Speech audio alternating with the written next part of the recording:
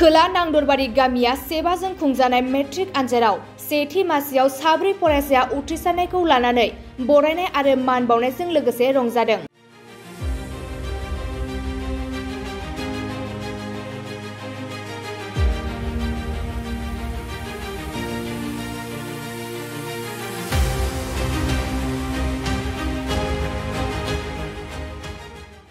नैरोजा 2024 मायथाइयाव सेबाजों खुंजानाय मेट्रिक आनजादाव चिराङा गासै आसामावनो सेथि फारियाव थानायखौ लानानै गासै चिराङावनो खुसिनि खौरां लाबोदों।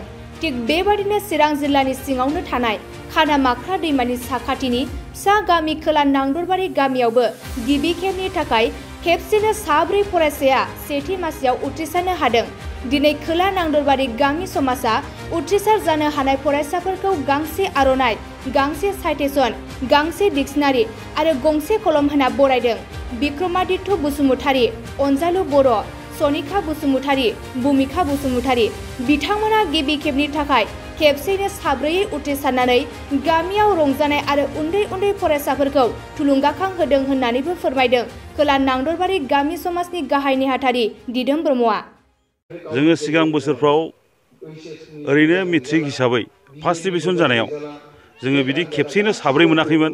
किन्तु देग्लाय 2024 मायथाइयाव जेनाखि जोंनि खोला नांदरबारि गामिनिफ्राय साबा गथ'फ्रा जोंना मेट्रिक केन्डिडेटफ्रा होदोंमोन। बे साबायाव देग्लाय जोङो साब्रैखौ फार्स्ट डिभिजन मोन्दों, सासेखौ सेकेन्ड डिभिजन मोन्दों।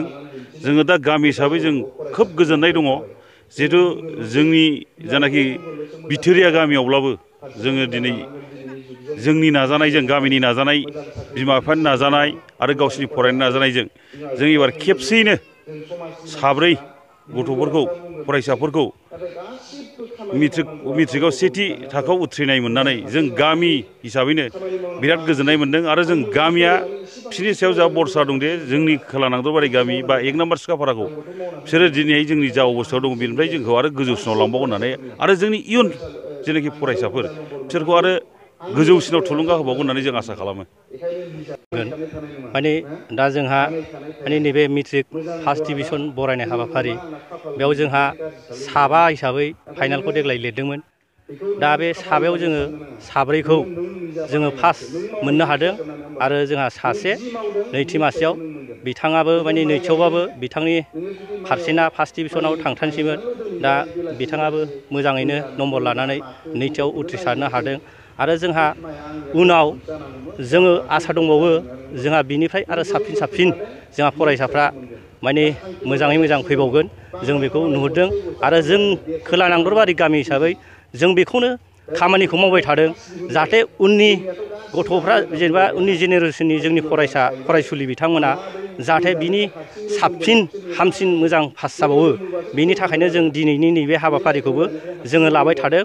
बे हाबाफारिखौ जोङो 2019निफ्रायनो जोङो लाबोनाय जादों। ओमफ्राय दिनैसिम जोङो 2019निफ्राय लायै दिनैसिम जोङो मेट्रिकआव जेनेबा पास मोनाखैबाबो जोङो माने जोंनि गामिनिफ्राय जोङो मेट्रिक होनायाव बिदि पास जायि जोङो दिनै 2024सिमाव जोङो माने मोनफेराखै आरो जोंहा पास जाबाय थादों आरोखि बेखिनि आरोखि जा जोङो बेखौ खोब मोजां मोनदों। आरो जों गामि हिसाबै जोङो बेखौ जोङो आरो साबसिननिफ्राय हामसिन खालामबावनो होननानै जों नाजालांबाय थागोन। मोनसे गोजोनथाव खौरां, नोंथाङा नोंथांनि न'खौ समायना रमायना जोंख्लाब माख्लाब खालामनो गोसो दं नामा? थारैनो नोंथाङा नोंथांनि न'खौ समायना रमायना साजायनो गोसो दंब्ला नोंथांमोननि थाखाय बिजनेस बेन्स प्रडाक्ट्स कम्पानिया गोजोनथाव खौरां लानानै फैदों। गोदान बोसोर रंजालि बैसागु फोरबोजों लोब्बा लाखिनानै बेन्स प्रडाक्ट्स कम्पानिया नोंथांमोननि थाखाय अफार होनाय जादों। चिरां जिल्ला बेंटल गेट 27 राजा लामानि एबा सिबिथाय लामानि साखाथियाव नोंथांनि न'खौ समायना रमायना खालामनो गोसो जानाय रायजो राजाफोरनि थाखाय बिजनेस बेन्स प्रडाक्ट्सआ लानानै फैदों गोजोनथाव खौरां। पलिग्रेनाइट, WPC एबा PVC, wooden flooring, wallpaper, steel roofing, soffit ceiling बायदि गाबनि न' साजायग्रा खम बेसेनावनो नोंथांमोना बायनानै लांफैनो हागोन। बेनि अनगायैबो नोंथाङा गोबां बाथ्रा मिथिनो थाखाय नैबे 8474015053 जानबुं नम्बरनि गेजेरजों नोंथाङा फन खालामनानै मिथिनो हागोन।